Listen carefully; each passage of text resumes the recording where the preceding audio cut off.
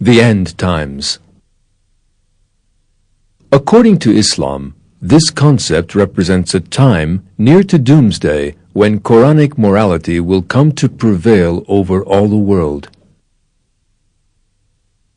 The Prophet Mohammed, peace be upon him, has described it in considerable detail in his hadeeths, that is, his sayings. After the Prophet, a number of great Islamic scholars have given further accounts of the subject. All of these reveal that the end times will contain a number of consecutive events. In the first stage of the end times, the world will become degenerate because of a number of philosophical systems that deny God. Mankind will move away from the purpose behind its creation, leading to a terrible spiritual emptiness and moral collapse. In the wake of great disasters, wars, and suffering, mankind will seek the answer to just one question: where does salvation lie? At that very moment of despair, God will charge a blessed person to call mankind out of the chaos and onto the true path. The Mahdi. The word means he who leads people to truth. According to the Prophet's sayings, the Mahdi will first wage a struggle in the Islamic world and return those Muslims who have broken away from the essence of Islam back to true belief and morality.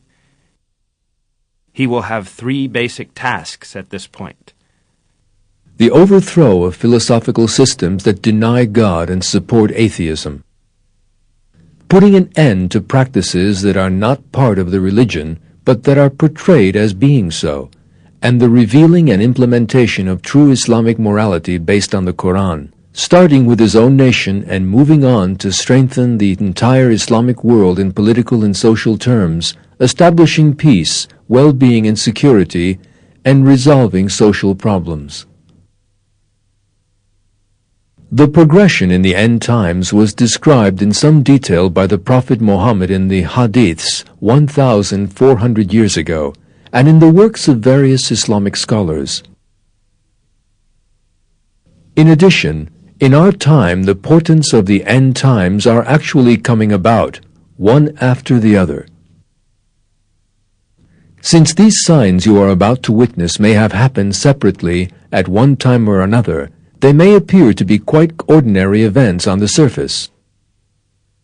Yet the occurrence of so many portents, one after the other in a very short space of time, cannot be regarded as a coincidence. This succession of all the events described hundreds of years ago, in just the way that they were described, foretells the coming of the Mahdi in no uncertain terms.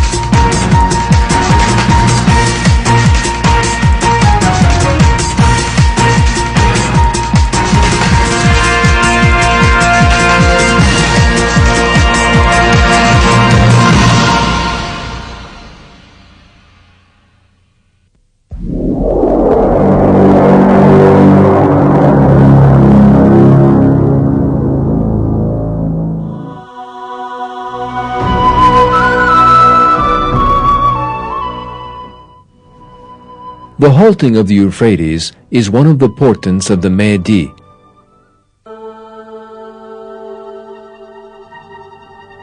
Turkey's greatest river, the Euphrates.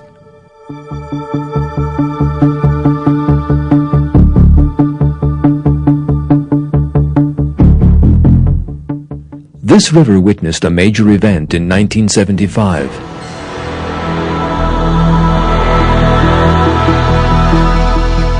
The 210-meter-high giant Keban Dam cut the flow of the Euphrates. In other words, it halted it. The portent indicated in the Prophet's hadith had come about.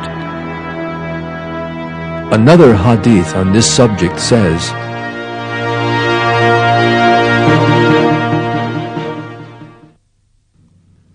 God's messenger said, "The hour will not come to pass before the river Euphrates dries up to unveil the mountain of gold, for which people will fight. 99 out of 100 will die in the fighting, and every man amongst them will say, 'Perhaps I may be the only one to remain alive.'" Let us now consider certain expressions within that hadith. The hour will not come to pass before the river Euphrates dries up to unveil the mountain of gold. According to the unanimous view of commentators on the hadiths, this statement refers to the halting of the flow of the river Euphrates. Indeed, in 1975, the construction of the Keban Dam did cut and halt the flow of the river. The hour will not come to pass before the river Euphrates dries up to unveil the mountain of gold. Thanks to the construction of this 210-meter-high mountain-like dam, the land in the region became as valuable as gold for such reasons as the production of electricity, the water collected in the dam increasing fertility, and increased ease of transportation. The results of this enormous development project, known as the Southeastern Anatolia Project, or GAP, clearly reveal the truth of this. The region thus gained new economic opportunities, its income went up, and unemployment fell. On the other hand, one story recently covered by the press clearly revealed the truth of the expression employed in the hadith. According to the story, photographs from satellites proved the existence of piles of gold on the Euphrates riverbed, and that these could be seen if the waters drew back.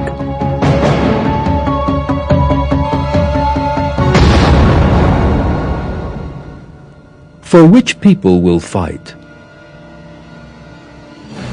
This expression in the hadith refers to fighting in which many people die. The owners of the land in that region suffered terrible losses because of the anarchy that went on in the long period of terror there.